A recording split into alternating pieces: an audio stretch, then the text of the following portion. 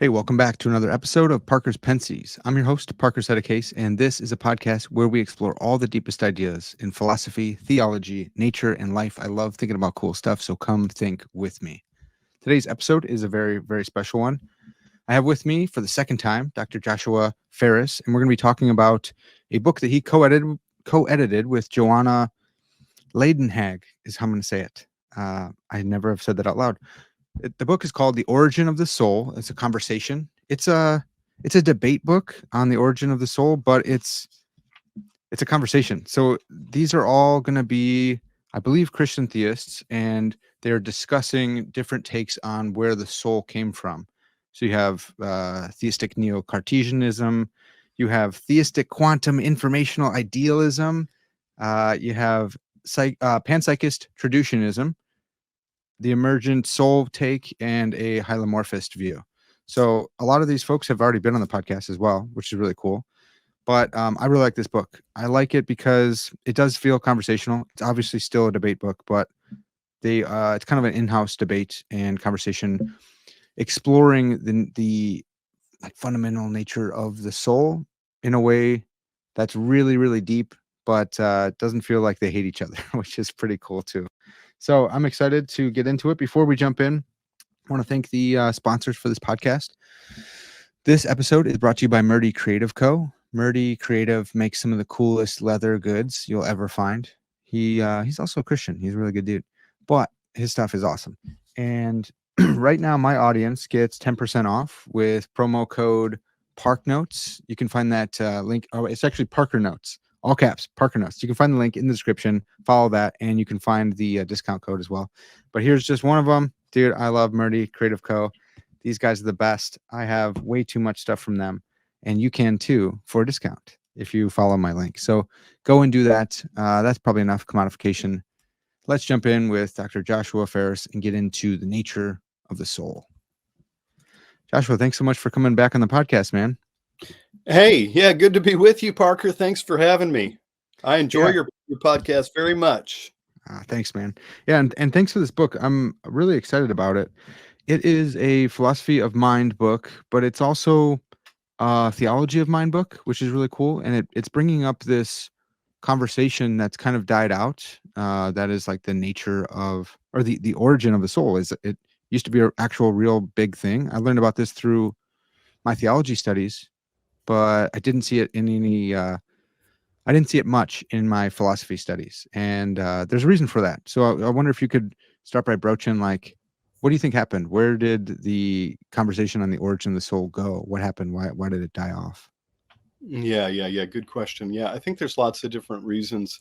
I don't know if there's one singular reason, but certainly, um, I think with the rise of modern philosophy and the emphasis upon kind of mechanism and the like, you see at least many intellectual historians of philosophy see this sort of trend, these trends away from kind of the various ideas that characterize the older ancient worldview, where the immaterial was kind of prominent as a part of the causal story of the universe and as a part of the kind of the metaphysical uh, characteristic of how most people commonly viewed the world.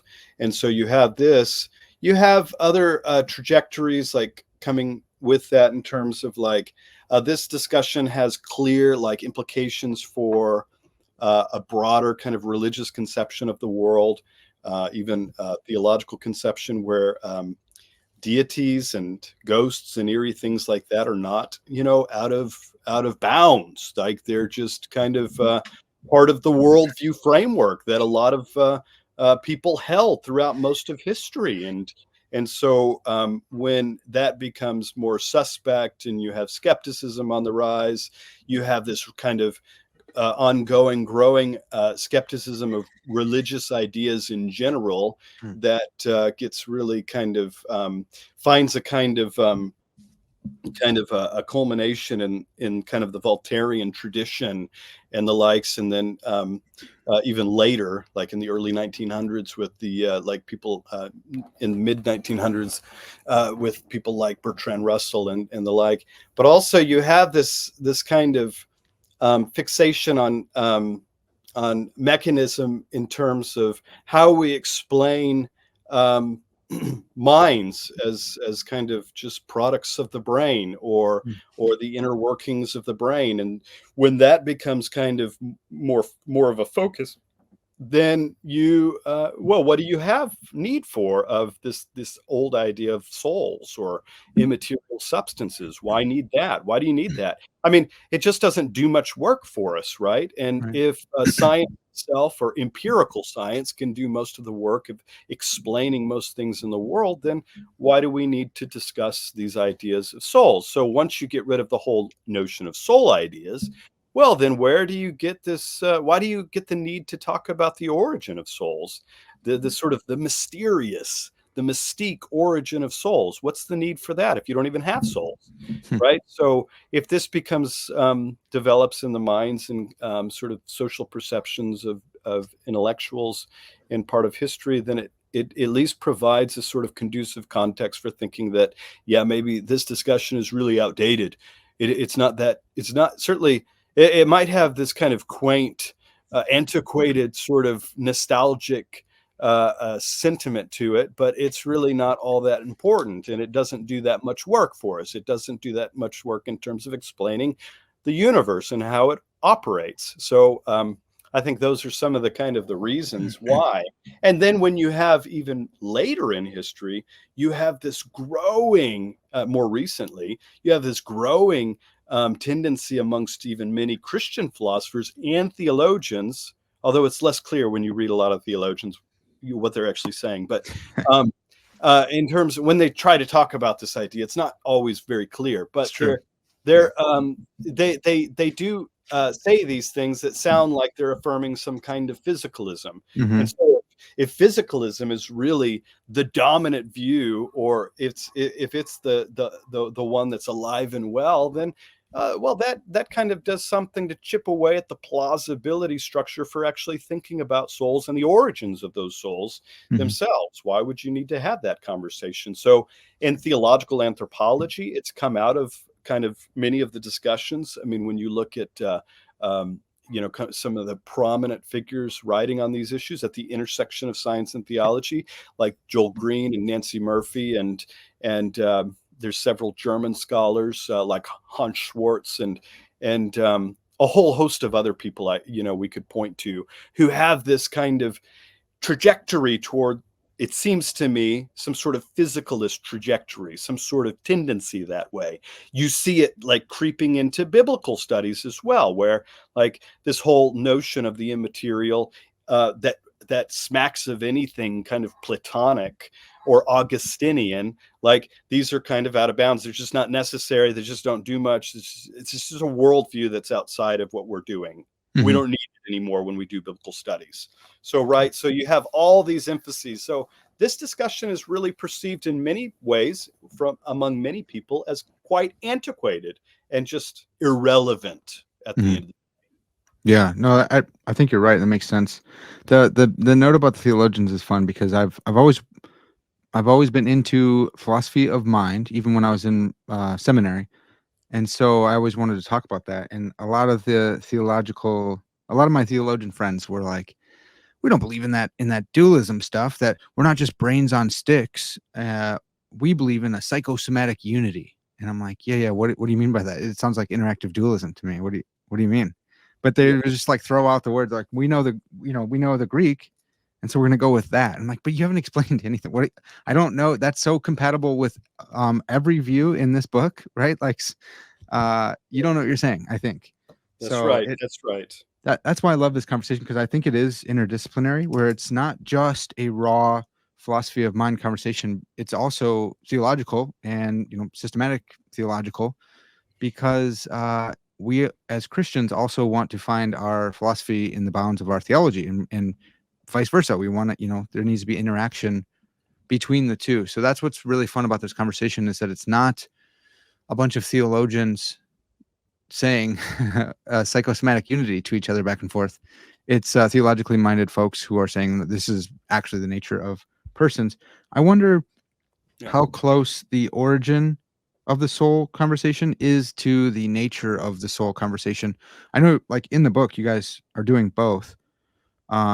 Is one more foundational or fundamental than the other? It seems like this conversation is coming back because of resurgence in immaterial views of the mind, and maybe that's why people are back. You said it went out of vogue because of materialism and scientism and that kind of stuff.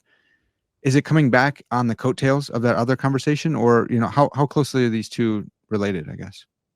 Yeah. That's a good question. That's a big question. And I think you still see this kind of antiquated discussion in like newer systematic theologies, but Hmm. it's not always clear how it like integrates with all these other doctrinal issues. Yeah.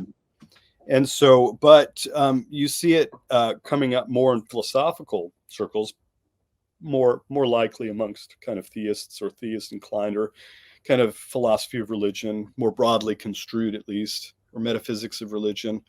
But I think in the history of thought, I think something has occurred, since the 60s onward to today, where I think there has been, at least intellectually, I think there's been a shift, potentially, that's been motivated by a closer kind of awareness or sense of what's going on with consciousness, and the fact that kind of neuroscience really doesn't explain much about consciousness at all. I mean, especially with figures like David Chalmers and Thomas Nagel, who are pretty pivotal, certainly in philosophical world, but even wider than that. I mean, they're obviously their work is circulated quite a bit more widely than that.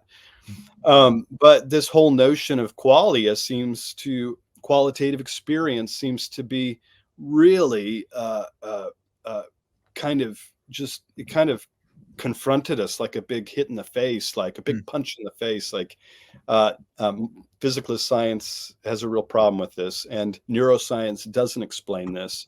And so once you go down that trail of thought and you realize, at least epistemically, that there are these two different types of properties, these dual properties, or this kind of minimally a property dualism, then you're confronted with, well, is there a substance? And if there's a substance, well, where does this all come from?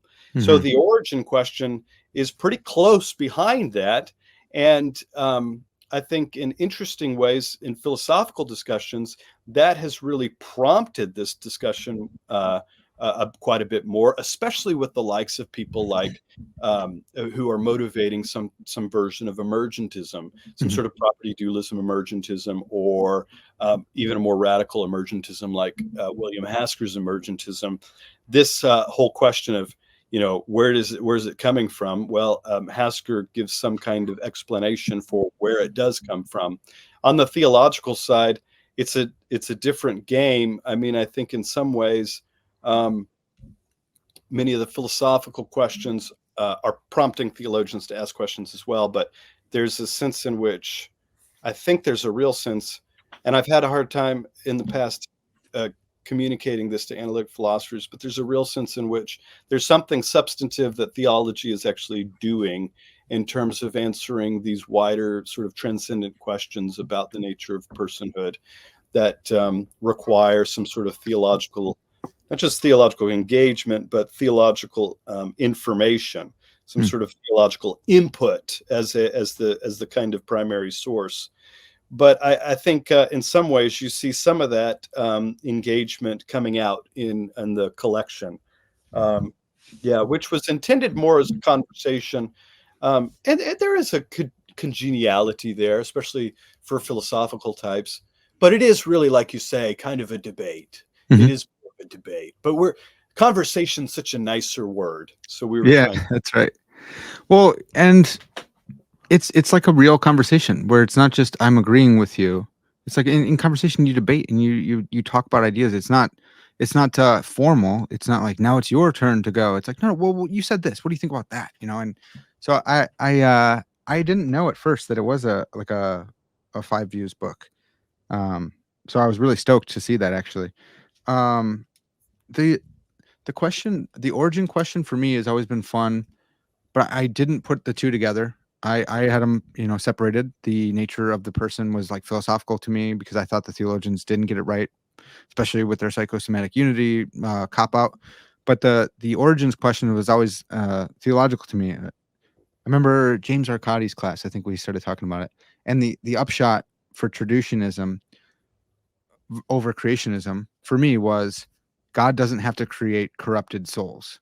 If like naive creationism is true, then God is creating a soul every time a sperm meets an egg, probably. But I also believe in a corrupted nature, not like there's like the Calvinists in my head who are like, well, did you inherit corruption or did you inherit guilt? At least bare minimum, like a corrupt nature, I think that we inherited from Adam. And I'm like, that sounds tough that God is actively putting those in people. But if traducianism is true, then somehow our soul is connected to our biology, and I inherited my sinful nature from my father, who inherited it from his father, all the way back to Adam. And why didn't Christ have a sinful nature? Well, he has no earthly father. That was a miracle. He has an earthly mother. So he didn't inherit that sinful. Uh, it's kind of weird because then you have to be like, well, it's something about sperm. Like, well, Yeah, yeah, yeah, all right, that's weird. But so that yeah. was like the full extent. So I wonder, can you give us a characterization? Because I think that does come up a lot. Where you're like maybe are you the sole creationist in the five views? Yeah, I think I am. I'm the creationist in the Five Views book. Yeah, I mean, I think obviously, I think Bruce Gordon's view comes really close Mm, actually, yeah. because I think at the end of the day, like he uses a lot of like quantum information theory as kind of a way to inform the kind of the generative process or something. So Yeah. he calls it kind of a creationist traducianism, and at one level, yeah, like I'm sympathetic to that. Is certainly, I mean, if you want to hold to kind of more emergentist elements or something like that, that there is this complex integration of the two parts and things of that sort. But at the end of the day, there's still some feature that's kind of fundamental, kind of a primitive that describes the substance itself, that is not described by the process or the generables produced by the process. That seems to be that seems to lend his view to something really at the end of the day. It might be creationism. And I mean, he's kind of yeah, I think he's an occasionalist too. So yeah, I Yeah. mean, whether or not whatever his view is, traducianist or creationist, yeah, I'm definitely the guy who's like, um, you know, affirming the kind of, in one sense, the more radical kind of staunch creationist view that has kind of fallen on hard times in recent history amongst even theologians. I think traducianism of some sort has become more prominent as a position. Yeah. Yeah. Um, yeah, that's so good. So I don't think anyone in the book is a reductive physicalist. I always wonder about panpsychism, but they say they're not. And James Turner's view, says is not. It's a non-reductive physicalism. Is first of all, if that's true, um, why not? Why not have a reductive physicalist Christian in there? In my head, I'm like, exclude them. They've had their time. That they've had enough mic time. Sorry, guys. But I wonder, do you think that reductive physicalism is like ruled out by Scripture? Because this is a philosophical and theological uh, interdisciplinary work here. Yeah, good. Yeah, yeah, good question. Yeah, there's several thoughts. Yeah, this was not unintentional. um, so it's the physicalist that is kind of, I think, doing a lot of the damage to this older discussion and kind Mm, of undermining it as a live and important discussion that I think has really wide, as we suggest in the book, wide implications for science and theology discussions and theological construction. Um, real theological construction, which I hope to see more of. Mm. But physicalism, I think, kind of does a disservice to the discussion, has undermined it, and in another way, like I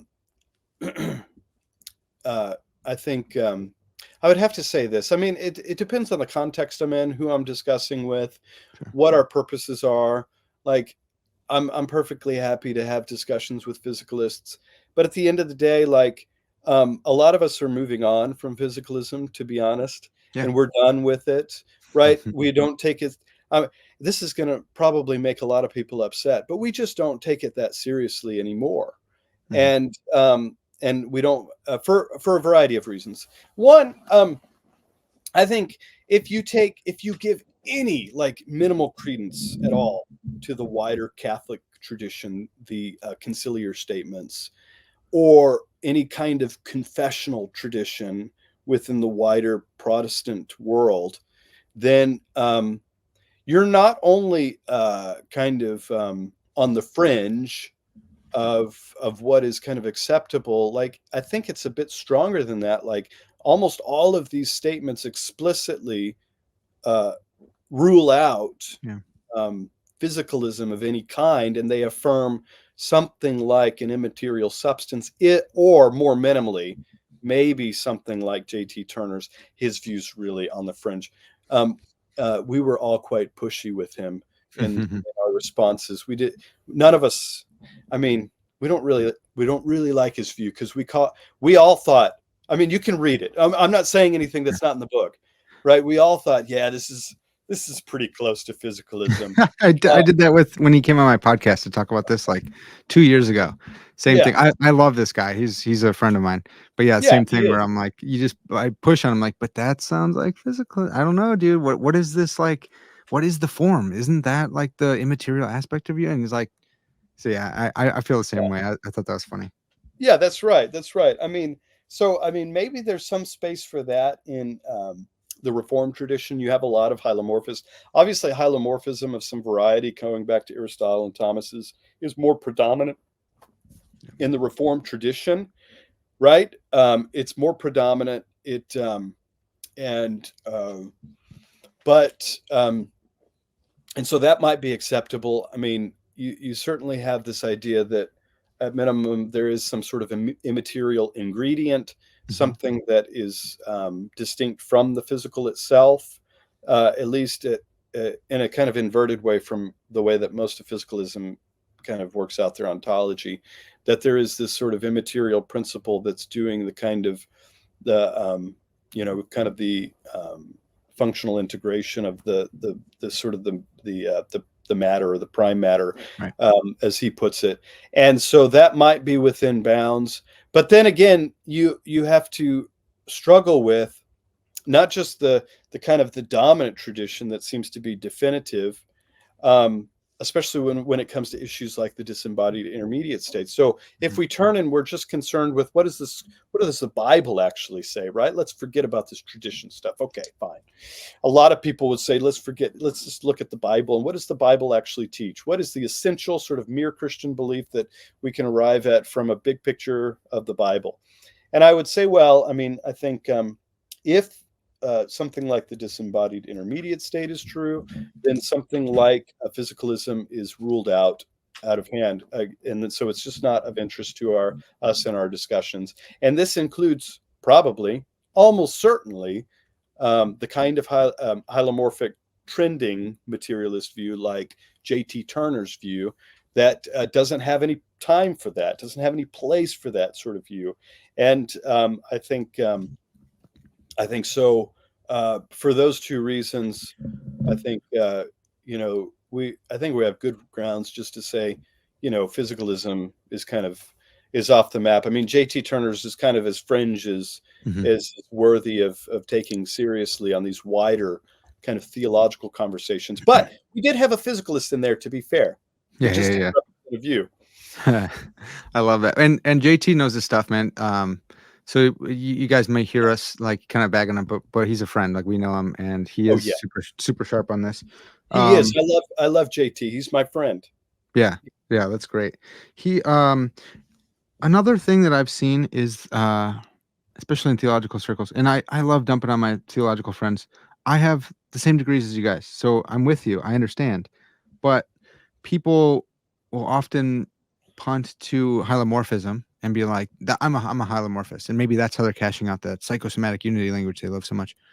Yeah. But that doesn't say much either, because JT's view is more like physicalist and like an animalist view, whereas other folks go in like for a really immaterial intellect, which does survive the death of the body, but they're corruptionists because they say like the person doesn't survive, but the intellect does. So there are a bunch of different views of hylomorphism. And if you're a theological hylomorphist, you're probably spelling it hylemorphism with an E. If you're a philosophical one, you're probably spelling it with an O. That's like a inside baseball kind of thing. But there's a huge variety even within hylomorphism. And some people really emphasize the structure of the person, like it's just structure and that's what matters, and they're like ontic structural realists. That is bonkers to me. But there's some that are substance dualists, right? It's like the Aristotelian uh what's it called, man? Thomistic. There's like Thomistic substance dualism, which maybe JP Moreland goes in for, which is like, is that hylomorphism? I don't know. Depends on who you ask. So I do love that this conversation is so deep, and that you did include one of the more physicalist views of the hylomorphist. Because if you had like JP in there, it's like, well, that's pretty. I mean, that's substance dualism. JP, it's really close. If not, Yeah, JT's. Yeah, I think JT's view makes it a little more interesting in terms of that. Yeah, yeah, because JP's is pretty close. I mean, yeah, he's definitely a strong substance dualist, and in many ways he has these Cartesian intuitions and things too. yeah. So there's 5 views in the book. In your intro, you talked about 2 others um that they're just on the table, but probably less plausible, and probably no one is really holding to. One would be the Platonist view of preexistence of the soul, and then like that peregrination or whatever, where reincarnation type stuff. And then there's Leibnizian monads, which might be closer to like panpsychism.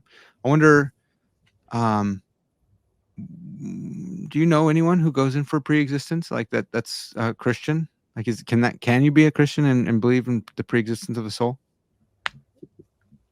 Yeah, maybe. I don't know. I mean, it seems like this is one of the areas that I actually, looking back at the book, um, not that I wanted a physicalist view. I didn't want a physicalist view.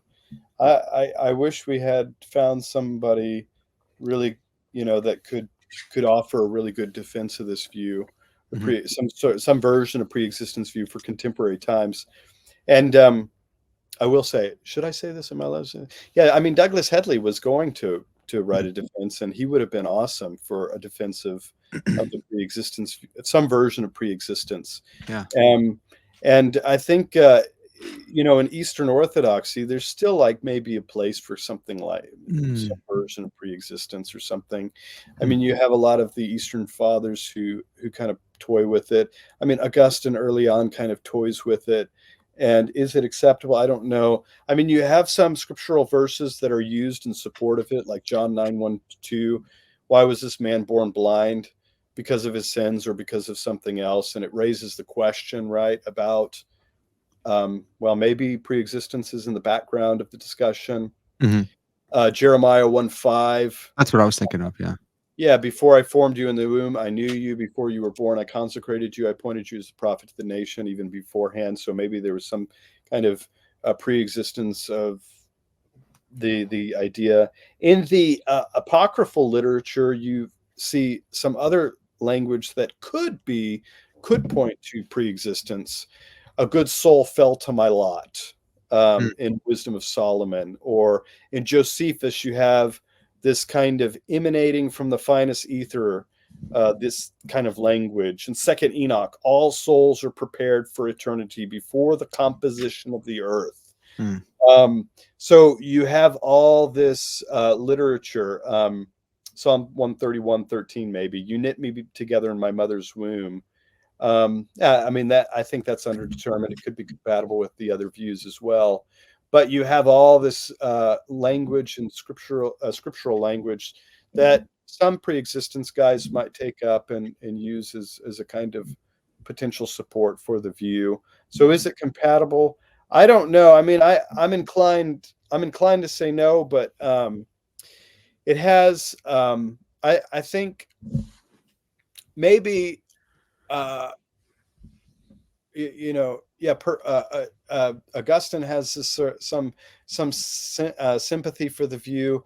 He goes back and forth between creationism and traditionism. Early on, I think he was inclined to something like preexistence, especially given his overwhelming kind of Platonic influence and stuff. And I think he stays Platonic, but anyway, that's a larger discussion. But he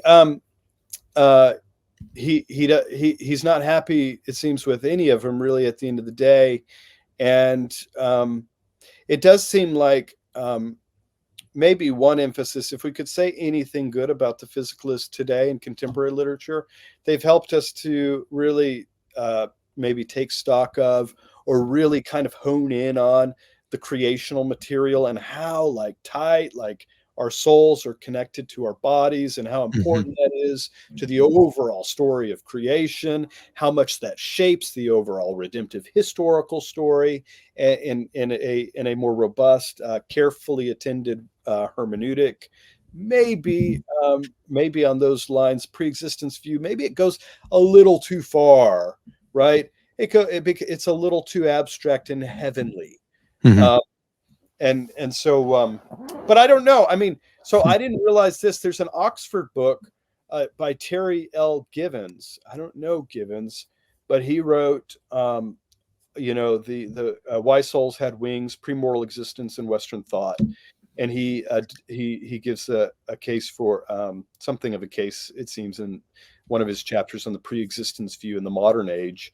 And so I think even in the modern age, it was still it still had some kind of some legs, maybe. It's more so than it did today.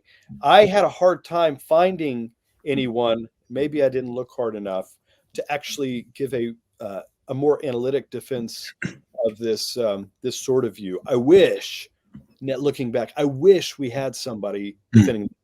I'm a lot more sympathetic to this than I am to physicalism. I am too. I'm always surprised by that.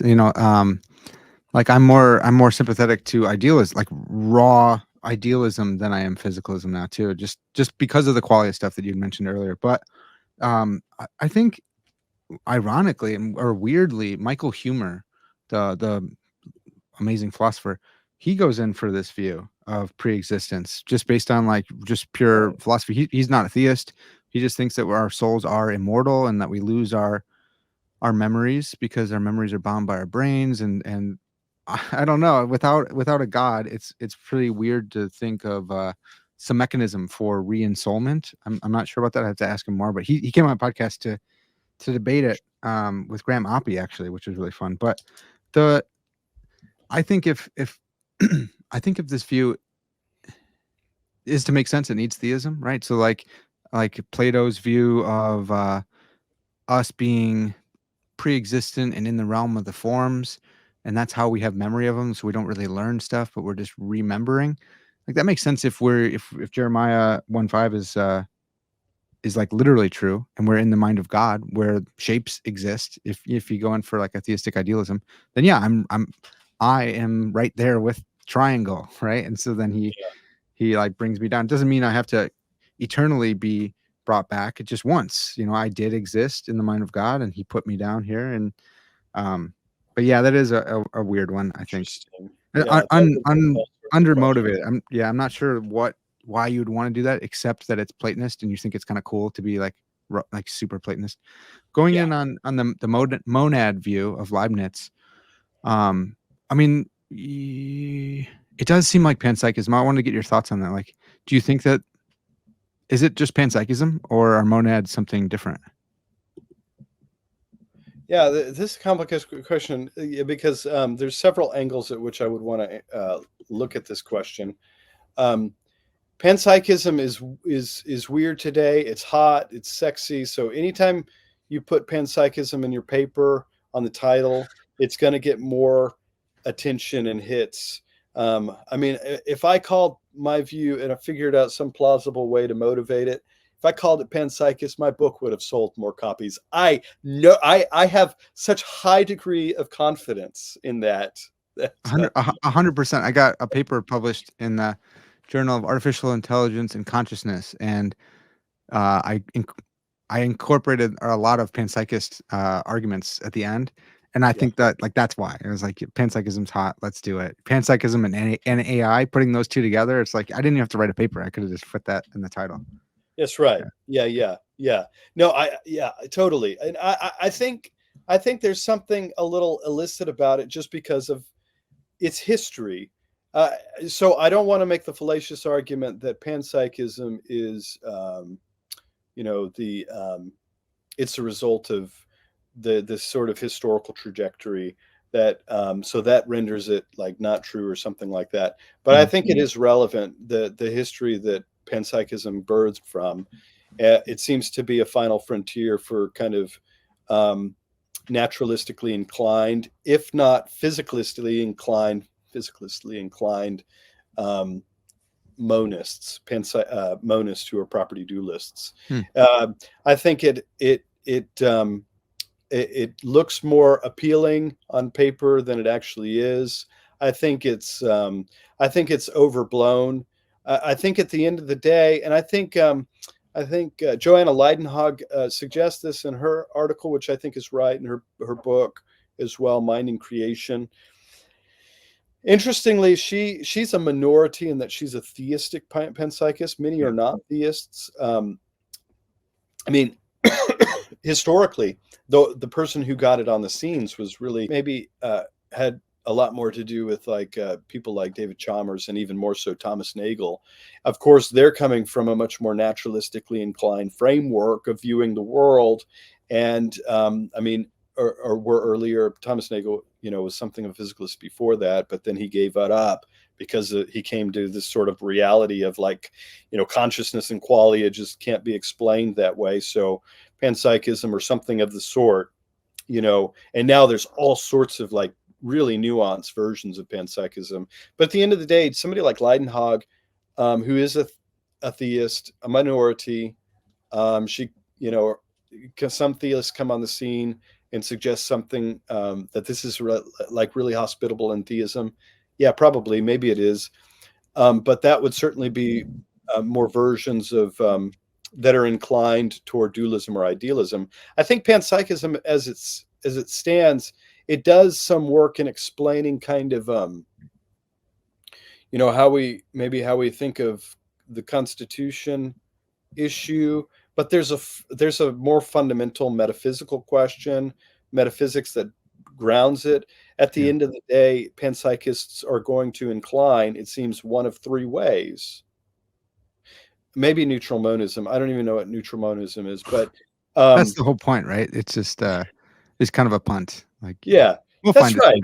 someday. Yeah. Bertrand Russell didn't even take it seriously. But to be fair, Bertrand Russell, like implicitly took religion seriously, but then he just completely rejected it, and like he didn't take it seriously. It doesn't fit with his rational worldview. But anyway, yeah, neutral monism. Yeah, we could talk about that. But yeah. So there three, like there's, panpsychism leans toward or is grounded in some kind of physicalism, physicalist monism, some kind of substance dualism, maybe, and or some kind of idealism. So at the end of the day, when you demystify it a little bit, and I think the dust settles a little bit, I think so a lot of the times the way it's framed in the discussions, it's framed as if it's an alternative to all these kind of more traditional views.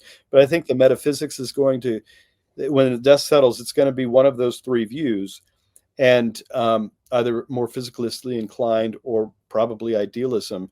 The way that Leidenhog works it out, if she's not explicit, she's like really close to being explicit, and she will say this, or she has said this many times, like her view is either a version of substance dualism or a version of idealism at the end of the day, and she's happy with both.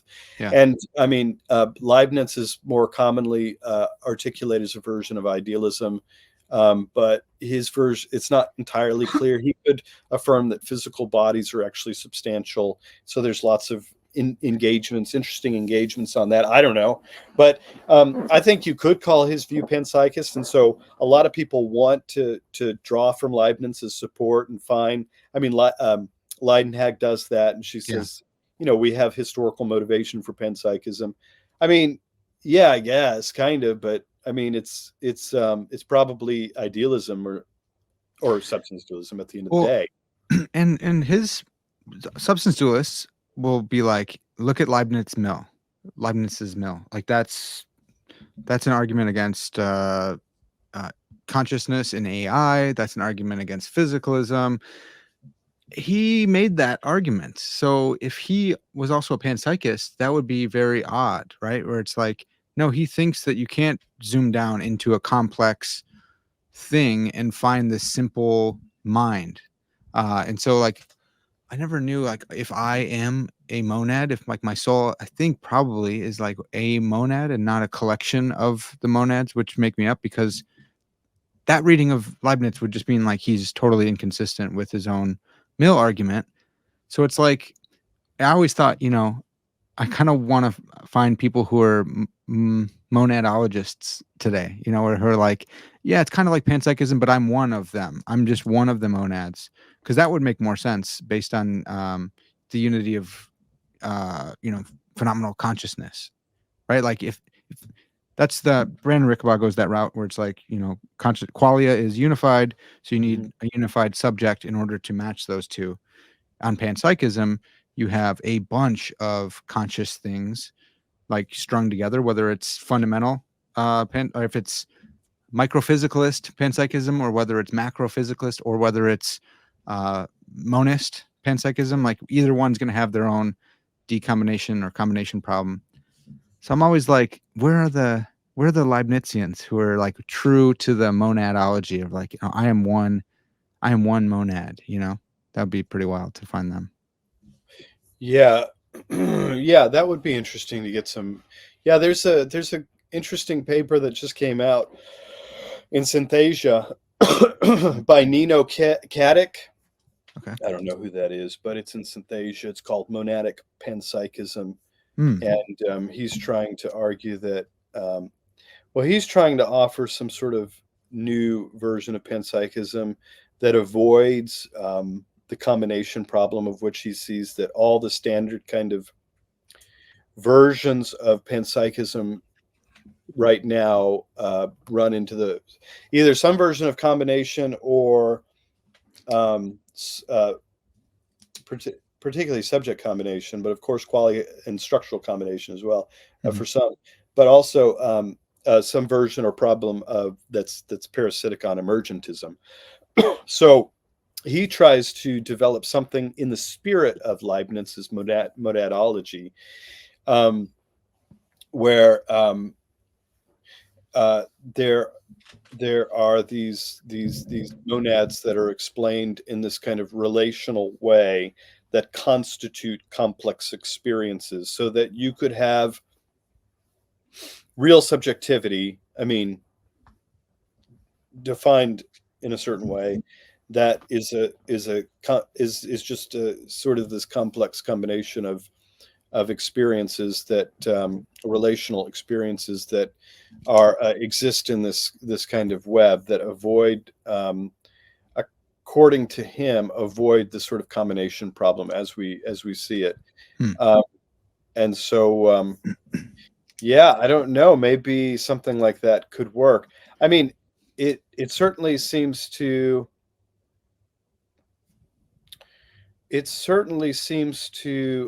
require something like micro subjects at the lower level, but it doesn't seem to it doesn't seem to work in a similar way that all the panpsychist views don't seem to work, at least insofar as or if there is this mind that we have, you and I have, this mind that we actually have at least access to, phenomenal access or private access to.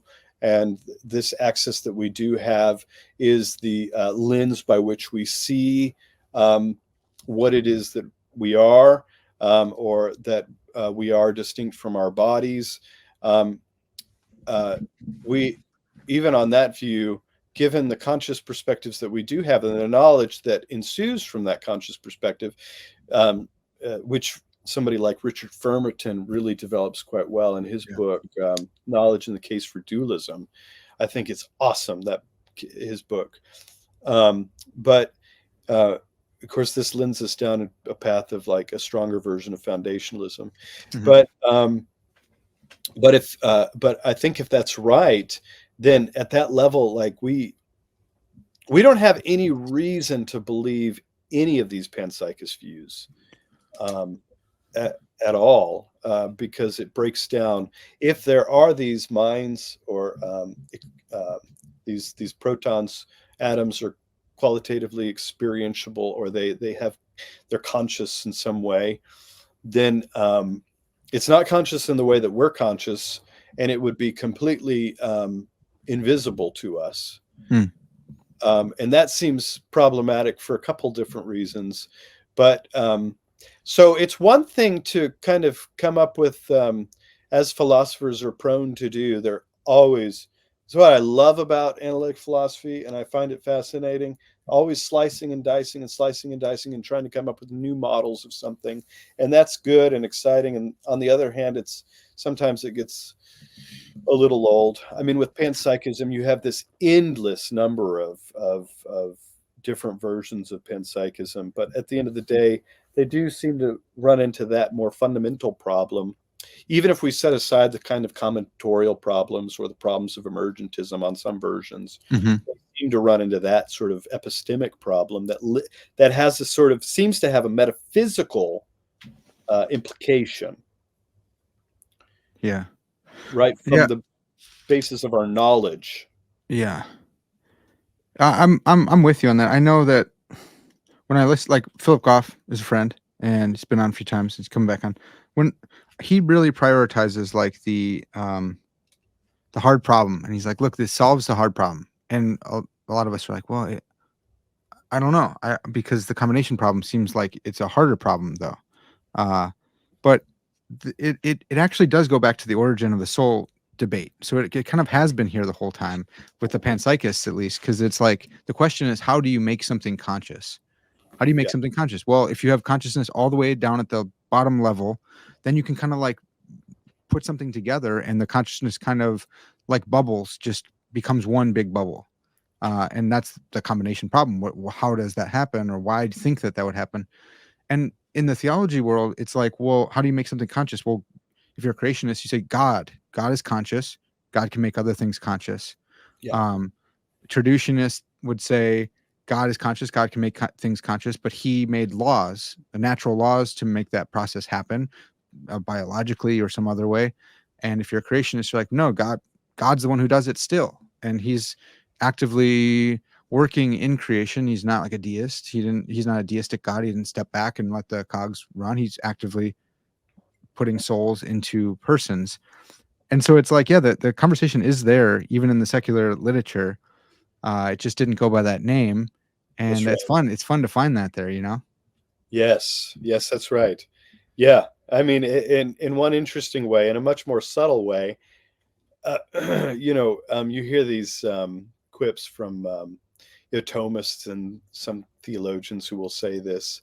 Even the secularists are doing theology. Just they're even in their anti-theology, they're doing theology. I mean, maybe that's one example of where they are. They are actually doing some theology. They don't realize it. Maybe. I mean, Goff is a little bit more like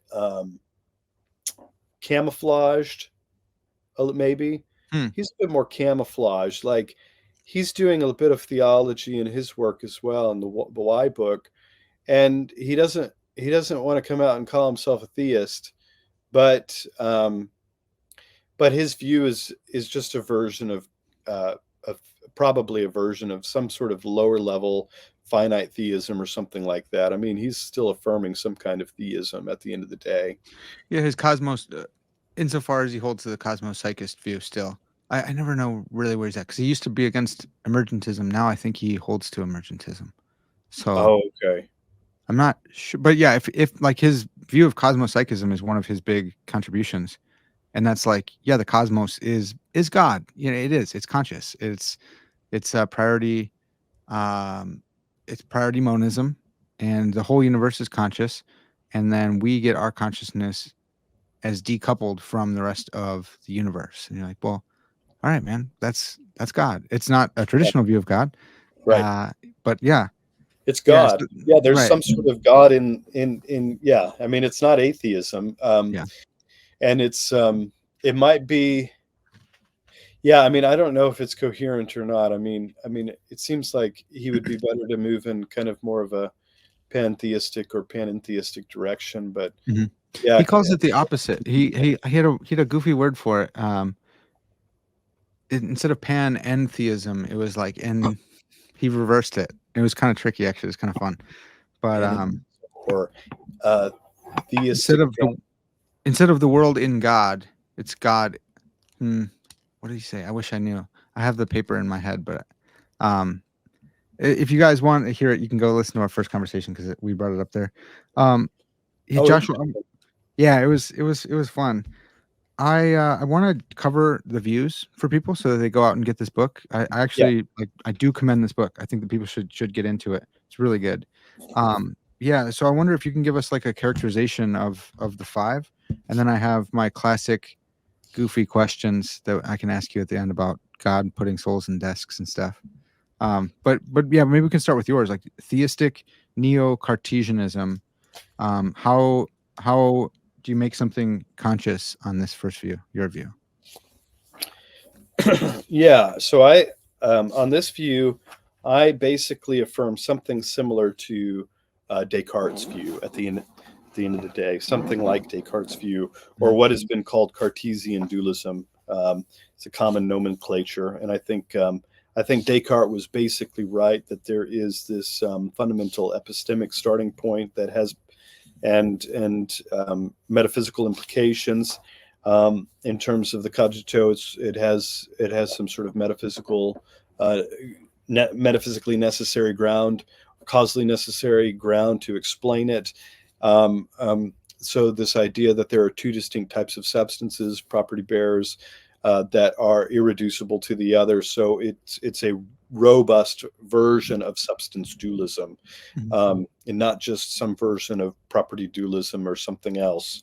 That there are souls, and that the properties that are predicable of something like a soul as a substance, immaterial substance, has thoughts and experiences that are descriptive of it, and then there's body, and body have different types of properties that we only know mediated by our first person perspective, what's immediately available to us. So it's implicit in our knowledge. We do have knowledge of it, but it's implicit. It's known mediately or indirectly, even in some respects, from our what's immediately present to our conscious perspectives. And so that, I think, with that kind of property dualism, I think it finds very hospitable place in something like Descartes' substance dualism, of which I think he describes so clearly and well.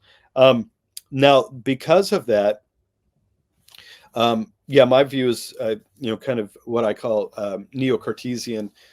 So it expands or moves beyond that a little bit, and I think there's some sort of implicit, like, primitive, that is descriptive of the soul itself, that is non-generalizable, non-universal, and that it itself is what makes um, the you and me is what makes it that case. So And there that's are not a soul. hexaid Yeah, I yeah. forgot. Did you call it a substratum Version. or bare particular?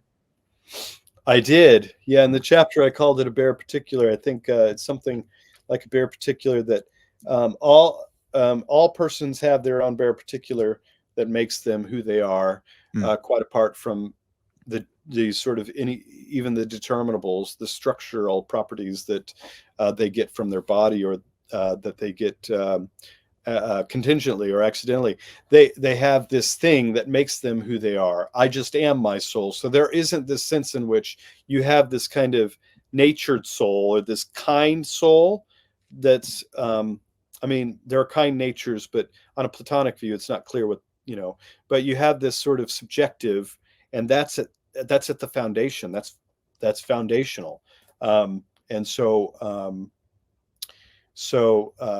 yeah, if that's right, I think Descartes' view already lends itself to a form of creationism, but I think if that's right, then it seems to dictate or necessitate a kind of creationism, Mm.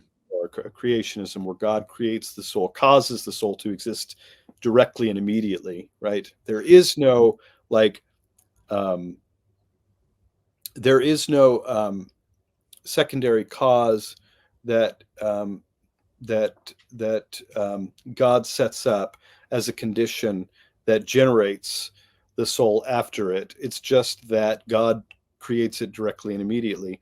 Now, if we want to say something like that soul is just designed in such a way that it has the generables or determinables that it must exist in, that God creates it only in this causal structure, right? Then like some kind of emergentism, then that's fine. But there is still this feature that is ungeneralizable. It's like a singularity. It's not something that is reproducible, Mm-hmm. even in principle. So yeah. Well, I'm very sympathetic to this view, but that means I also have like all the objections in my head from people raising them against me. And I'm wondering if you can call, so I'm disembodied, like let's say I've had a bad experience or I die right now. I am a bare particular that's not generalizable, like on definitionally. Hexaity is thisness. Does that mean that do I have a human soul? Like all my, you're saying that I essentially maybe you didn't say essentially, but I don't have this generalizable human nature. Uh, I'm not that thing. I'm not like a particularized human nature. Most fundamentally, I'm a bare particular. Does that mean when I'm disembodied, I am? I don't know. Maybe do I still have those properties of being like human? Is there a human property that I have, or am I just like am I a person? And that's what's most fundamental to me. Yeah. Yeah. I think mhm,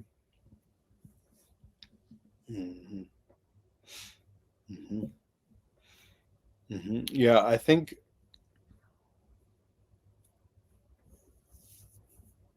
yeah, this is yeah, so I think there's yeah, I tend to think that there aren't unembodied souls. There are these souls that can be decoupled from their bodies. But I think at some level, again, whatever God front loads in the soul in terms of how it's to function, I think that at some level is arbitrary. Yeah. Hmm.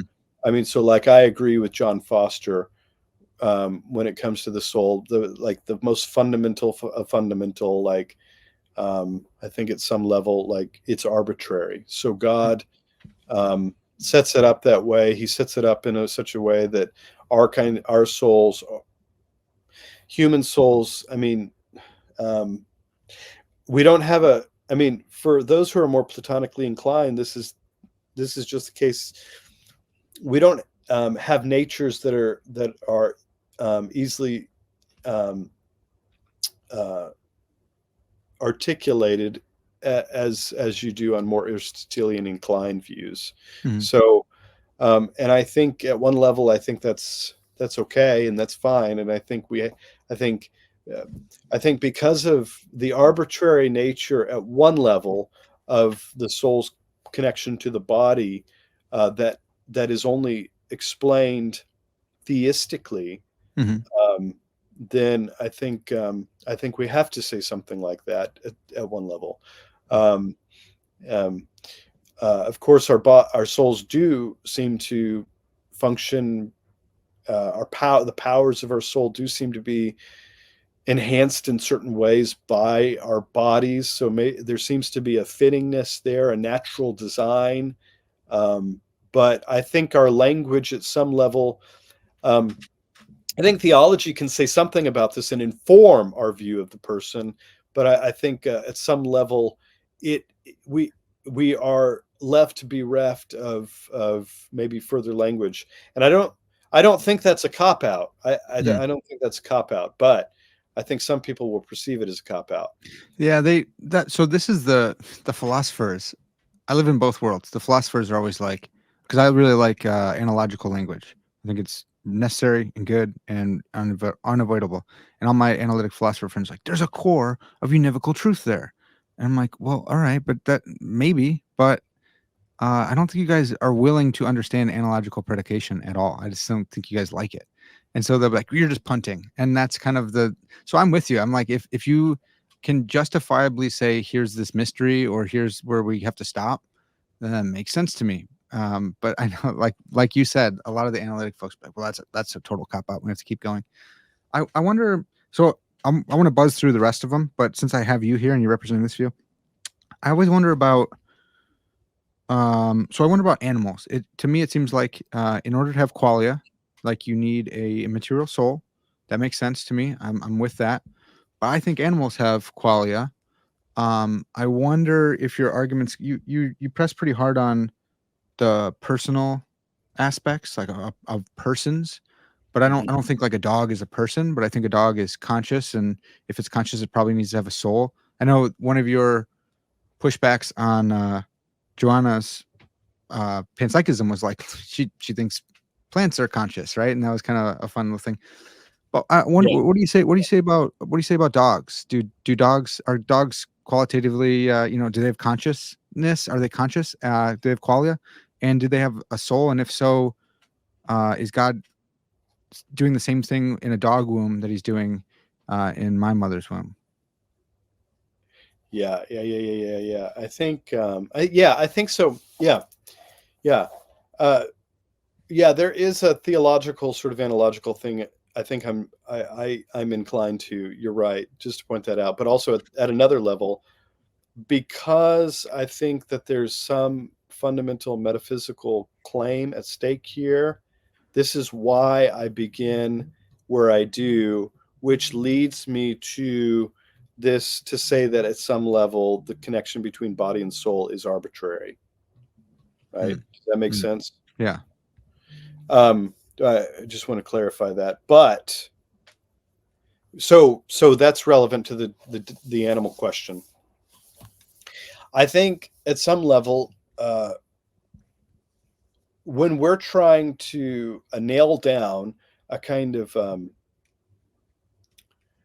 uh, a metaphysical description of person, um, I think at one level it is clear in terms of the this sort of this knowledge that I have of myself, Mhm. but I don't have it of you. Because that's the case, it seems I'm in a similar position with you. Although, I mean, like commonsensically, I take you to be a person. I think you're a person. And Thanks, man. second, personally, that's the most dignified thing I can say about you. Yeah, That's yeah, right. yeah, really.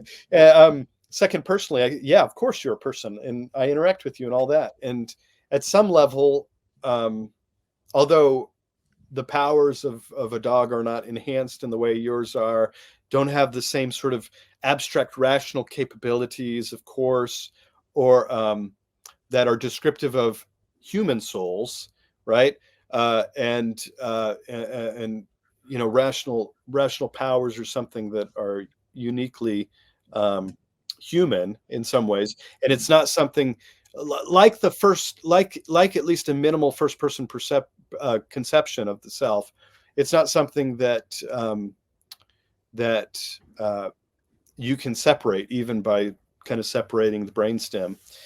But when it comes to the animal, like it seems to me that while their powers are different, there's a similar analogical relationship that I have to the animal that I have to you, Hmm. just at some level. And so I don't. I'm inclined to say that dogs are conscious Hmm. and that they are human like, that they have powers, qualitatively that are descriptive of their spiritual substance, and that's not as high or as enhanced as human souls are, but I'm inclined to think that they are. And if that is the case, they are that kind of substance, then I would have to say something that some would say is completely unattractive, that they are created like we are. Hmm. Yeah, I'd have Yeah. to say, I think I'd have to say that. Nice. Yeah. I'm cool with that. I think that's cool too. Well, okay. So actually, I've had William Hasker on to talk about emergent dualism twice, and I had JT Turner on to talk about his view on hylomorphism. So I think we can save those two, and I can just point people to the links in the comment on those. But I do one that's going to be new to my audience is Bruce Gordon's Theistic Quantum Informational Idealism, and then Joanna Leiden-Hoggs, panpsychist traducianism. Can you give us a description of those two? Yes. I wish I had read Gordon's piece before I'd come on to refresh myself on some of the details. But I will say, okay, so his view is theistic quantum informational idealism in the soul subspecies. Yeah, it's a really long title. Aeternitatis, right? Yeah. Aeternitatis. It is a long one. Yeah, so his is clearly theistic, like mine and like all the others. But theism doesn't just have a place in terms of supplying kind of the value framework of the world and kind of a loose kind of cosmological kind of explanation of the world. Like for him, theism, this is important, I think. He's an idealist in that all that exists are mind and ideas. So he's very similar to the kind of subjective idealism. That's what often was called, of Berkeley, Bishop Berkeley. And so his view is very similar. He arrives at it through his understanding of quantum mechanics, quantum information today, which he sees as at the base of physicality, the most fundamental level.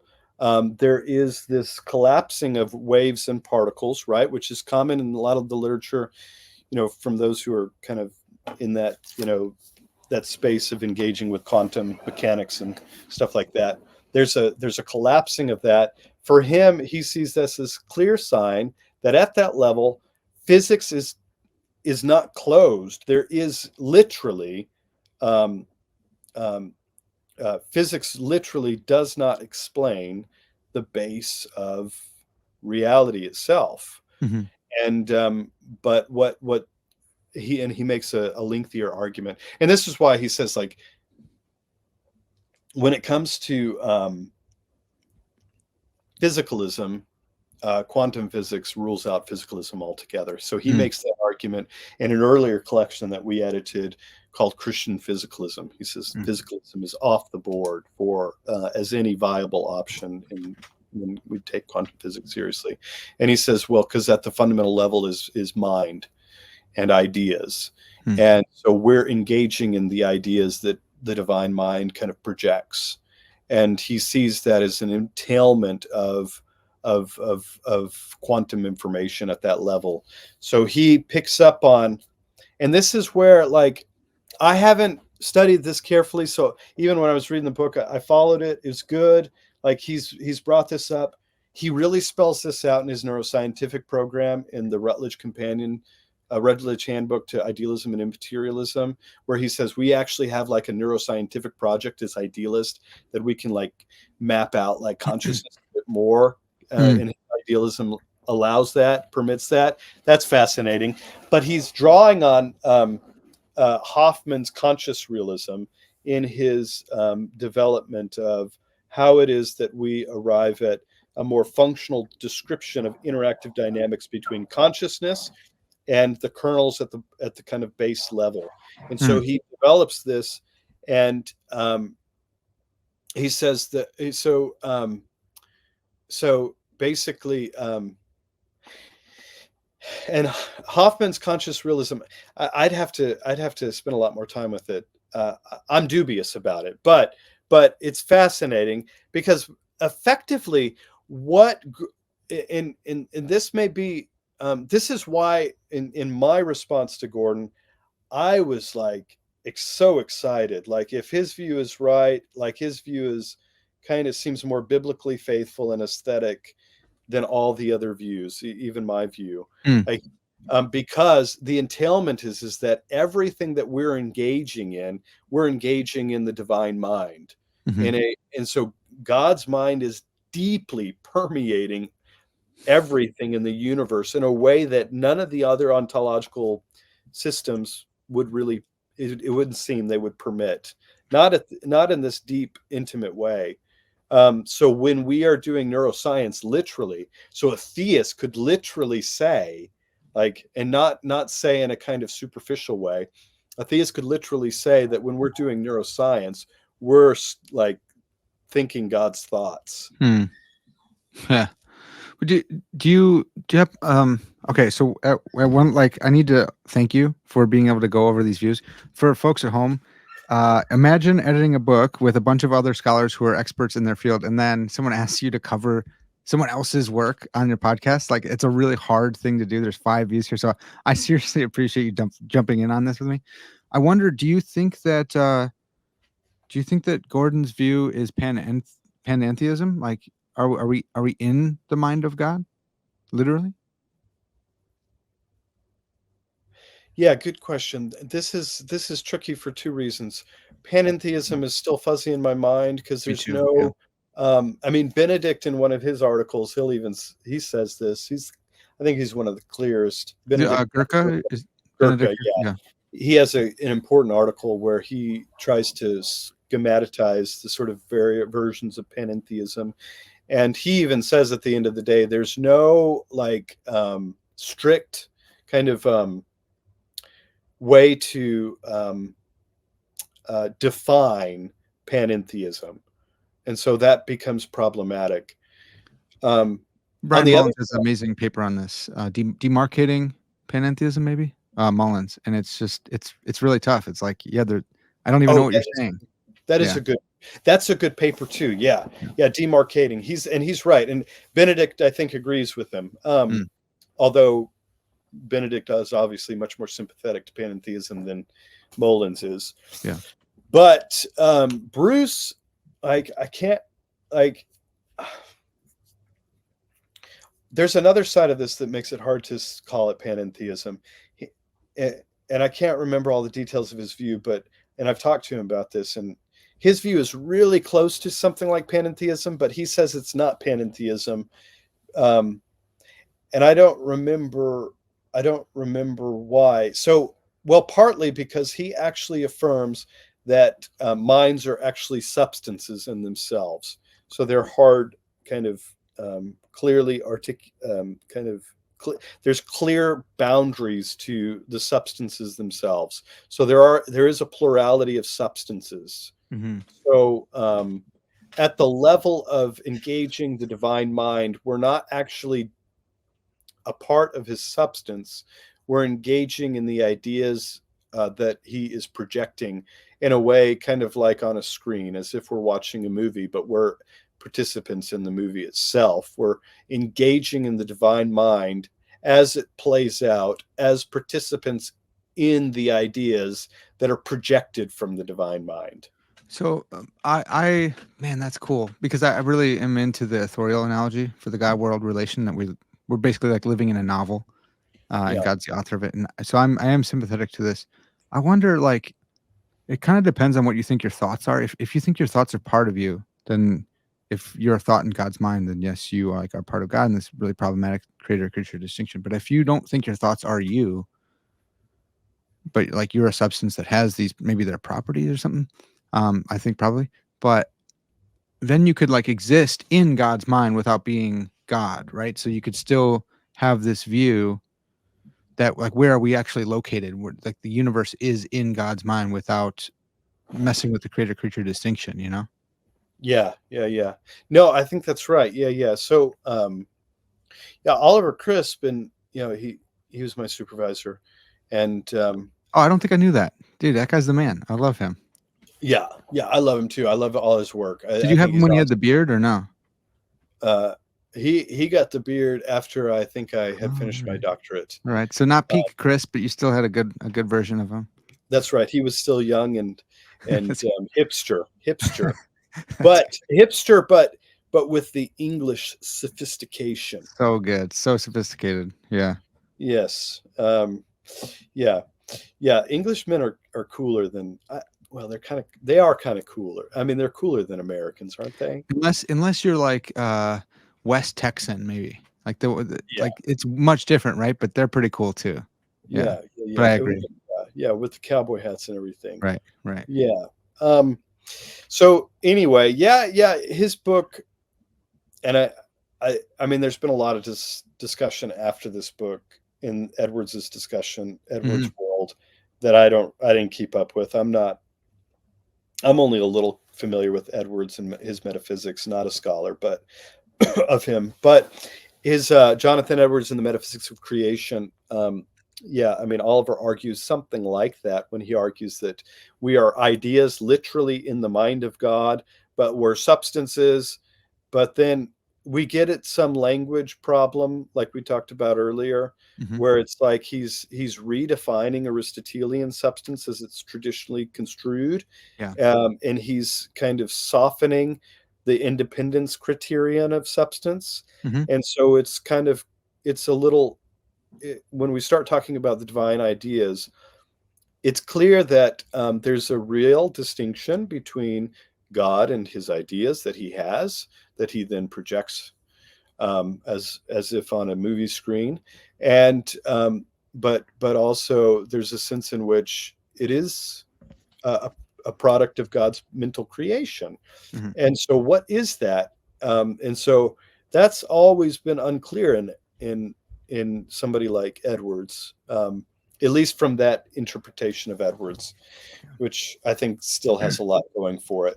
Yeah. So what is that? I don't know. So that's why you'd get occasionalism though as well, because it literally like the movie and like the old film reels, like it naturally fits with occasionalism, Yes. which is fascinating. I theories of time wise, like I like moving spotlight, where it's like, you have kind of the block universe, but you have a real present moment that's passing through. There's a spotlight on that moment. And that works so well with this view where it's like God is watching the movie, right? Yeah. So Christ is not still hanging on the cross because, we do have a present moment, but then that's fascinating, man. You get me all excited about this stuff. I need to get Bruce Gordon Yeah. on, I Yeah. think, too. That'd be fun. Get Yeah. who? Bruce Gordon on to talk about this chapter. You That'd be, should. You should get Gordon yeah, on. Yeah, that'd be he fun. is. Gordon is brilliant. His chapter by far was the most detailed and dense of Yeah. all the chapters, for Yeah. sure. Yeah. And I mean, of course, he's familiar with a lot of physics and quantum physics and stuff, which makes his chapter a little harder to kind of penetrate, you might Yeah. say. It's a little challenging, yeah, but it is like I said, it's an interdisciplinary book, and yeah, he's bringing in the physics and stuff. I wonder, Yes. can we broach Joanna Yeah, let's do that. Leidenhack's? Yeah, Yeah, we should not pass this up. Yeah, because I mean, it's at least it's really interesting and provocative what she's doing, because she's a panpsychist who's a theist also, so she's kind of a minority. Um, uh, she calls her view panpsychist traducianism. So she's affirming something that's at least within. I mean, I would look at Hasker's view. I mean, sometimes Hasker's view, he's called himself a traducian. Maybe he is, but he's not a traducian in any of the traditional senses of traducian, because his view is really actually, in some ways, really quite novel, given developments in analytic metaphysics and stuff, hmm, yeah, in science. It's novel. I don't think it's true, but it's novel. yeah, Um, but Leidenhag is different in that I think her view actually it does seem to fit in the stream of the wider tradition. So her view is a fitting representative of traducianism, I think, because she affirms something like the idea that there are souls. And again, her version of panpsychism is that at the most fundamental level, there are conscious. There's experience or qualitative experience, and then there's physical, um, and she's clearly not a physicalist. Mhm. She's clearly not going that direction. Whatever critiques we may have of the view and its history, she's a theist, and she's also she inclines toward either substance dualism or toward idealism, and that seems pretty clear. But her view on what the soul is does impinge upon this question of this constitution question, because for her, souls, and she gives some detailed exploration of this in the chapter. Her view, she says that souls are either something like uh, are like they're like they can experience fissures and fusions as well. So she does get into this notion of fusion, Mhm. fusing different souls together to complete or to bring about new souls. Yeah. So her idea is that, and that seems to definitely to fit within certain representative models in history of Traducianism, where the soul is this kind of way. I don't find that plausible. I don't think the soul is that way. So, and this is why, at least on many versions of Traducianism, I'm not really sympathetic. I don't think souls do that. I don't think souls are prurient like the body. I mean, Augustine is really critical of that sort of view. What's But are I they don't think I know that word. Prurient? Prurient? prurient? Yeah. I mean, I don't know who first came up with it, but Oliver in his let's see, his little book, it actually didn't get a lot of attention, but it was a great book because it was published with Paternoster. His book on William Shedd's systematic theology. Hmm. Shedd now is a fascinating systematic theologian because he actually is, he's taking a philosophical position of Traducianism, and he's trying to employ it in a really theologically interesting, constructive way. And he's showing that Traducianism does a lot of work for Shedd in his systematic. And so, an Augustinian, let's see, what is the book called? It's one of his early books. It was like right around the time his Divinity and Humanity book was published. An American Augustinian, I think that's the title. Okay. It's a great book. I mean, he was doing the real systematic theology that I was really interested in. But anyway, in that book, he describes two different types of Traducian or souls. One is prurient. It's like physical stuff. In that souls are like that they have parts, and so you're literally like a chop off the old block, right? Is the expression, Literally. right? So Is it your like father, it's like corporeal? Is that like a synonym? Prurient and corporeal? yeah, maybe. I think he uses the word corporeal. That makes it sound so physicalistic, though, when you start using the word corporeal, Right. which that he's trying to distance itself, but the soul does operate in the same way as an atom that splits off and then reforms, Okay. or it gives off different pieces and then it just combines in some way. So you have Into like another molecule and stuff. Yeah. yeah, Okay. that's right. So you have this, so that would seem run into a combination problem. But anyway, so you on the other side, you have this kind of fission idea that atoms literally split off rather than giving off parts. They split, and then they conjoin in a kind of fusion. Yeah. And Joanna develops something like that, and she's well aware that it runs into a problem, and that is this problem of this common problem of combination. What kind of combination? I think subject combination in particular. And so she tries to give some sort of defense of that, drawing from what's the person's name? Let's see here. Drawing from I'm forgetting at the moment, but it'll come to me in just a moment. And she actually uses Leibniz explicitly as a representative example. Okay, panpsychist philosopher William Seeger, and so she draws from Seeger's work on the combination problem to try to motivate a defense for this idea that it is not out of the realm of possibility. And so but her view does lend itself to that.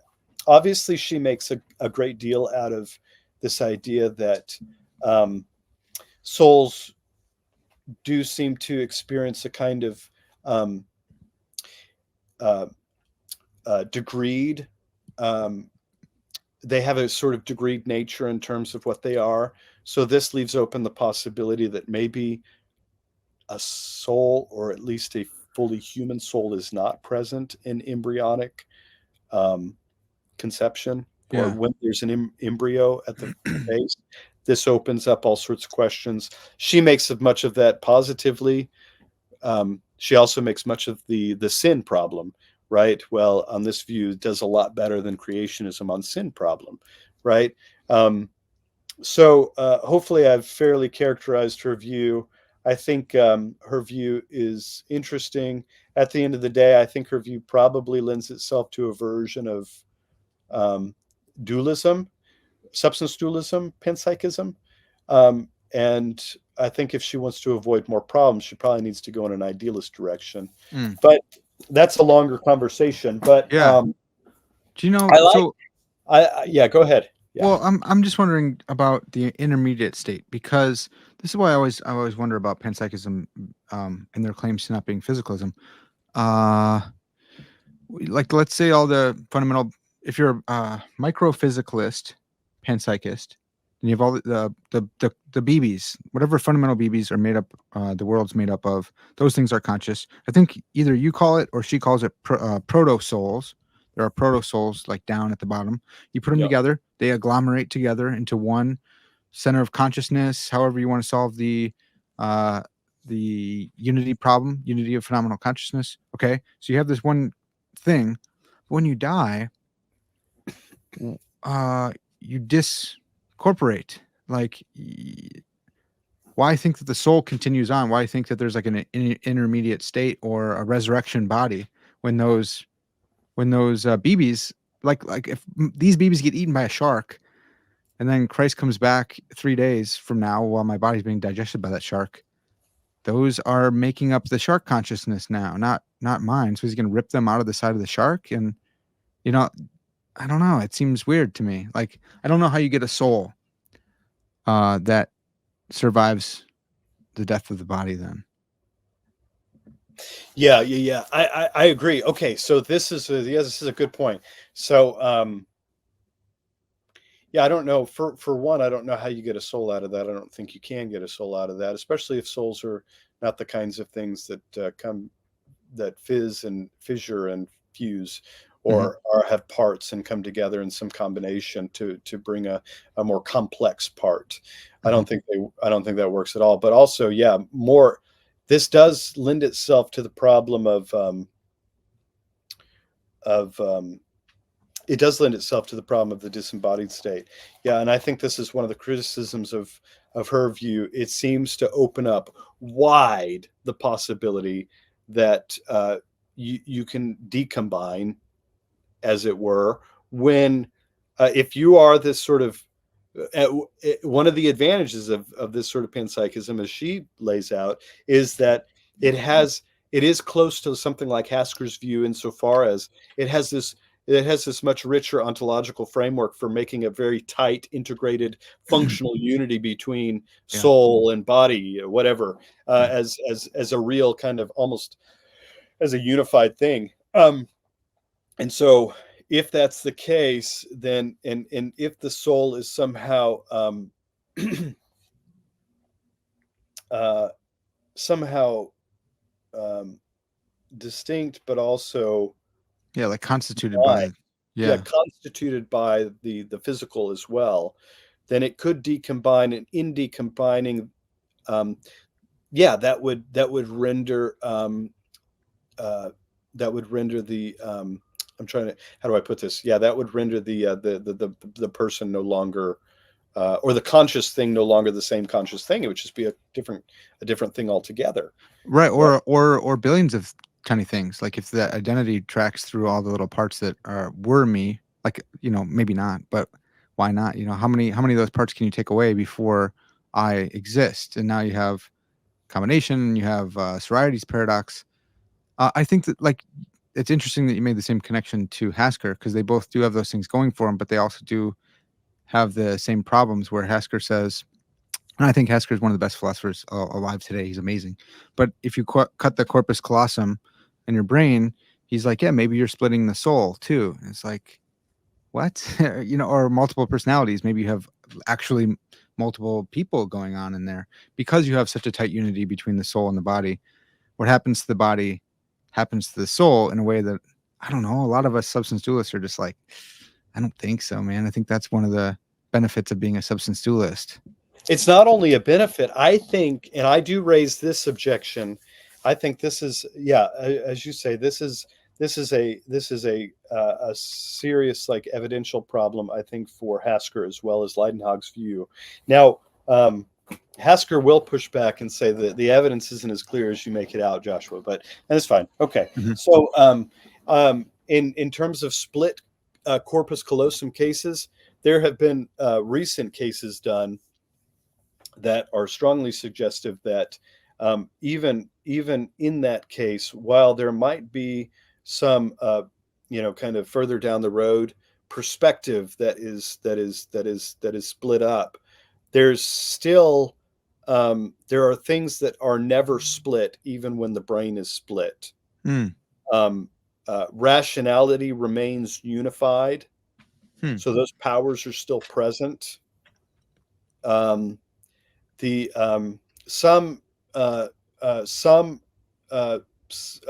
first person perspective remains or persists, and that's something that literally is not split. Right? Even, I mean, there's a sense in which, of course, right, I could have, I mean, we could talk about like different thought experiments about like I have, split personalities or something. No, I don't have split personality, but I'm just saying I could, hypothetically, right? I don't, as far as I know. That's what you'd say anyways. The other, that's not what the other Joshua said. Yeah. Yeah. Yes, right. So I mean, even in that case, there is some more transcendent sense in which, and there's evidence that suggests this is the case, that there is still a first person perspective that is unified. So Hasker, and this applies to Leidenhag as well, makes a lot of those cases, which fits with his view because it does leave open the possibility that you could dissolve the person as a result of decombination.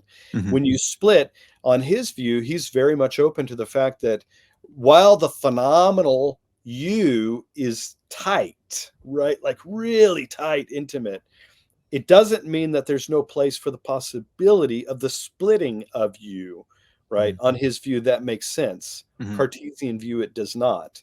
But I think the evidence is in favor of the Cartesian view, given even recent cases that are suggestive of the fact that there's an absolute, now this is a controversial idea, an absolute you, Mm-hmm. right? Yeah. Yeah, that makes sense. It's like, I don't know what, this isn't going to be helpful, but it's like in physics when they say, this particle or whatever is in a hyperposition, so it's not either here or there. And people are like, well, that hyperposition is still a position. So you're not violating the law of non-contradiction because it's still in a hyperposition. And I think the same thing, like you have a split brain or you have split personalities, but it's still you up here that has these two personalities, right? It's like there's still something here, that hyper personality or above. Yes. I think that makes sense. I think that's a good move too. Man, this is good. I wonder. So last maybe like lightning round. Two things I just wanted to ask about. One was the corrupt nature. So on a creationist view, going back to yours, how do you solve that, or maybe you just don't think we inherit a corrupt nature? Well, that's one way you could do it. I mean, yeah, I think that would be kind of out of bounds, and well, would it be orthodox bounds? It might be problematic, but I wouldn't go that way. You could go that way, but I would say this discussion becomes a complex issue as well. There needs to be a model's view on this as well. That's really nuanced. Oliver, I think, has done the best in terms of like laying out different models of original sin and stuff. And Michael Ray has a really good article in the Person's book, the Older Person's book in 2009, where he's laying out Edwards's view of Augustinian realism and his kind of stage theory of persons to make sense of original sin. Um, but I don't think the on the surface, yes, creationism has a harder time. I don't think it's overwhelming, though. I Okay. think there are lots of different things that a creationist could say to make sense of the transmission of original sin. If you still want to affirm some kind of, even you want to affirm even original guilt of a kind of mediated original guilt that seems to be representative of maybe some places in Augustine as well as Anselm and Aquinas, that it's not an immediate original guilt that we inherit from Adam, but it's mediated in some way. Um, if you want to just go the original corruption route, I Hmm. think that's easier. As a creationist, you can do that, and I think that gets around it seems a lot of the kind of the naughty implications that God does all the work of making you really a bad person. Yeah. You could just say we inherit a generic corrupt nature, but guilt is not attending that. So you're not like guilty for that corruption, at least until you ratify it, Yeah. right? Yeah. Yeah. I think that's the guilt, the impetus for like going guilt over, or sorry, going corruption over guilt. But what's like what would the mechanism be on create? So it's not like attached to your soul. God gives you like a good soul, but where does the corruption come in? Because I we don't have a generalized or a general human nature that's being instantiated in us. I don't think, right? That was part of your view, is like we're in a hexaity, but maybe we still have that Well, property. Maybe the property's corrupt, I mean, like I think humans. something like what, yeah, I think what's something like what Gordon says, and I try to intimate this in emergent creationism, is that God creates us um, directly and immediately, which is the explanatory ground for making sense of our primitive thisness or the hexaity. Mhm. But he does that is it's imbued in a causal framework, right? Oh yeah, So that's right. Yeah, maybe would that work? I think it would. I don't know, but like that's just it sounds arbitrary at one level. It is, right? Because he's doing that, but that's how he does it. He's chosen to do it. He creates us directly and immediately in this causal framework. So we do have these generables and these determinables that um, make sense of our powers and yeah, our nature, and it's within that context that we inherit this corruption or this yeah. sin, maybe this sin nature, if you want to go down that line. I think that's the way to make sense of it. And so Well, I don't. that goes deeper than just physical. Yeah, Um, I don't think that. I think that sounds good. I don't think that's arbitrary, because I like that author analogy that we're characters in a story. So if you look only at the furniture of reality and you're, dissecting it, it's like, well, this seems arbitrary. But then you look back at the story, the meta narrative or whatever, and you're like, no, of course, he's a child of these two parents and he couldn't have been otherwise. You couldn't have this Parker without these parents, because that's the story that he wanted to tell and he's got reasons for it. But it may look arbitrary when you're just looking at the X-ray of the being instead of the context of the being as well. So I actually like that. I think that's a sweet move. Yeah. yeah, yeah, Yeah. that's right. Yeah, good. Last lightning round question on creationist view. Um, I mean, I like it. Do you think could God put a soul in a desk? Could God take my soul and put it in a desk, or does it need to be? Is there some kind of? I know you might go with fittingness, but and it wouldn't be fitting for him to put my soul in a desk. But could he, like, metaphysically? Yeah, but that would suck, wouldn't it? What's yeah? What's up? Maybe it's punishment. Yeah. It'd be like, gosh, that would be like punishment. That would be like hell. Like if I were in my desk over there looking, but I couldn't like talk or do anything or see anything or anything. I'm just kind of sitting there, like in this like not like physical darkness, but like everything's dark. Mm, All the lights are out. Well, so maybe you could see still, right? People have near-death experiences or out-of-body experiences where they bring back information. If any of those are true, right? There's a billion of Yes. them. If any of them are true, then they're bringing back some kind of information. Yes. Yeah, So they that's have right. some kind of sense without being embodied. But I don't know. I always kind of think of like Beauty and the Beast, right? They're all turned into chairs and desks and candlesticks and stuff. I'm like, I think on creationism, he could probably do that. I think the hylomorphists are always like, no, no, no. But I think probably you could do that with them as well. So I don't know. So it would suck probably, but you think it's possible? I think okay, so this is how I'd want to answer it. I think it is. I think at one level it is possible. There would be a fittingness problem, I think, still. I think, but also I think also there's maybe something else here to explore. And I think when I think about the Being John Malkovich movie, Mm. this is going back old if you haven't seen it, but this helps me kind of process some things. I think it's a helpful thing. I think it's possible for, say, a male to experience a female body, for example, Mm. phenomenologically, or a female body to experience a male body, which Being John Malkovich raises that question, right? Okay. Because they're all in John Malkovich's body. You're the They're not. second person to bring that up this week. So I think maybe God's trying to tell me to watch that movie. I don't know. It's a great I movie. never heard of it till this week, and now two people have told me about it. Yeah. It's a great movie. It's fascinating. I mean, so all these people, they go up to this half floor and they're able to go down this slide. And by going down this slide, they enter into John Malkovich's body. Now, to be clear, it's very clear that they still have their own individual identities. Yeah. They still sense themselves as being phenomenologically male or female or whatever. That's still a part of their identity in a deeper phenomenological way. But nonetheless, they're able to, and so there are some crude parts. They're able to experience John Malkovich's body Mm. through Yeah. that entering that portal. They're able to interact in his body and Mm. through his body. Okay. I'll check that out. Yeah, dude, this has been awesome. Thanks for letting me go all over the place. I mean, I asked a lot of you because I asked you to represent people, like I said earlier, like these views are so intricate, and you had to get into a headspace to reply to them, but then you had to go to the next headspace to reply to someone else. And I know how that goes. And it's like things go in and they go out. So thanks so much for being able to actively recall so much for me here. Yeah, my pleasure. It was fun. This was fun, Parker. That's good, dude. We got to do it again. Yeah, let's do it again. I love it. Awesome. Well, folks, the book is called The Origin of the Soul, A Conversation. It's Routledge New Critical Thinking in Religion, Theology, and Biblical Studies. I commend this book. You can find it link in the description. If you go off that link, you'll be supporting this podcast as well.